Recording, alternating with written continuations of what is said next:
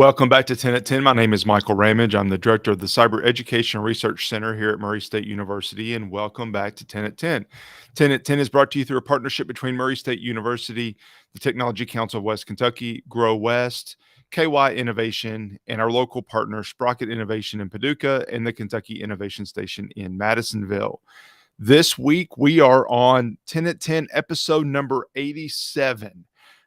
This week, we are continuing our journey through the top 10 mistakes that small businesses make in regards to cybersecurity. This week, we are on a issue that is near and dear to my heart. It may be the topic that I speak least about on 10 at 10, but is probably the one that is most relevant to what I do on a daily basis. And we'll get to that in just a second. But before I do that, I want to plug our IT Matters again. IT Matters is coming up on September 22nd in Paducah at our Paducah campus, at our Murray State University Paducah campus at the CRISP Center. You can register at the link that you see on the screen. It's also in the show notes, so you can go there and register. It'll run from about 1 to 5. You have seen these 4 speakers listed already. We actually have one more that we will be adding as well, and I'll be excited to share that with you next week. But it's going to be a really good lineup. We're going to get into some overview, big picture things. We're also going to get into some details of how, when I say details, really applicable things to you and your small business, you and your technology department. And I think it'll be a great opportunity to network and to see some folks that maybe you haven't seen in a little bit. So I hope you come out and join us for IT Matters on September 22nd in Paducah at our Murray State University Paducah campus, the CRISP Center. All right, so top 10 cybersecurity mistakes that small businesses make. Number 6 is lack of trained personnel. So we are on number 6, lack of trained personnel. And you would think this is an issue that I would talk a lot about because obviously I'm at a university. We have a cybersecurity network management program.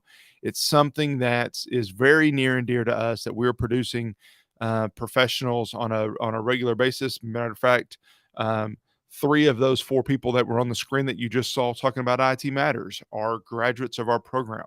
So this is something that's near and dear, and honestly, I don't talk enough about it. But first, there's a couple of reasons I want to get into on why I think this is such an issue. First of all, an IT professional does not equal a cybersecurity professional.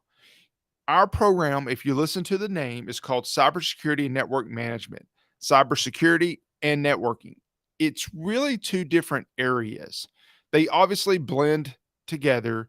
They obviously overlap a lot, but it really is at its core 2 different skill sets. Matter of fact, a cybersecurity professional makes the job of a network professional and IT professional harder because it's much easier to have a network if there's no security, because you're adding hurdles and challenges for the networking folks, the IT folks. Just because your computer doesn't work, because there's a problem with it, doesn't mean it's a cybersecurity problem. It may be, but it doesn't have to be. These are 2 different skill sets, and there's 2 different training paths for those 2 people. Now, the thing that I think that we do really well in our program, and I will argue forever that we do it better than anybody else in the world, is that we train our students to be really good at both of those areas and how they blend together. And we add in management and some business aspects of it as well. But we teach our students how to manage IT networks and how to manage security. But just because you have somebody on your staff that is an IT person doesn't make them a security person. If you don't give them extra training, then you're doing both that person a disservice and you're doing a disservice to your organization. And frankly, that disservice to your organization could be a dangerous path for you to take because of what could happen and could come along as a result of that. Just because you have good IT people doesn't mean those IT people know all the regulatory requirements for security, know all the protocols and indicators of compromise. It just they're two different skill sets. So I think the number one problem that people have, small businesses in particular, is that they assume that all of their IT people also know cybersecurity, and that is not always the case. That may be the case. I hope that's the case, but most of the time it's not the case. So that's the first big problem. The second problem that I see is what is trying to be represented on this slide. So one of the first things that I remember learning when I was doing security training a long time ago was the idea that there are three different types of training. There's awareness, there's training, and there's education. Awareness is something that we have talked a lot about on 10 at 10. That is the what. Here's what you need to do. It may be for your entire company, maybe doing awareness training or awareness event activities. It is helping them to recognize some, maybe it's helping them to recognize some a phishing email attempt. Maybe it is helping them to recognize that if this phone person's asking me for my password on the phone, maybe I shouldn't do that. It's just giving them the information. And the time frame on both the training, awareness training, and the how long it sticks is pretty short term. The training may only be for an hour, and maybe you have to repeat that awareness activity every month, every quarter. We talk about doing that every month and every quarter. So, so it's a short term item there. In the middle is what we call training. It is technical training. It is perhaps you're sending your IT or your security people to a boot camp. It's not just telling them the what, it's telling them the how. So it's not just telling them that a firewall blocks traffic at the border of your network. It's telling them how to configure the firewall to block the traffic at the border of their network. It's giving them the skills and the knowledge necessary to do that. Now, it's a little bit longer. Maybe it's a boot camp. Maybe it's a 5-day really intense training. I'm actually going through a training right now that is 10 weeks.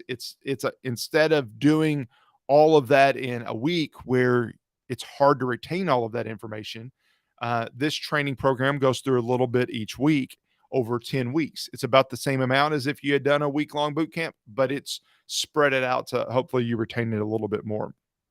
But it's a medium term.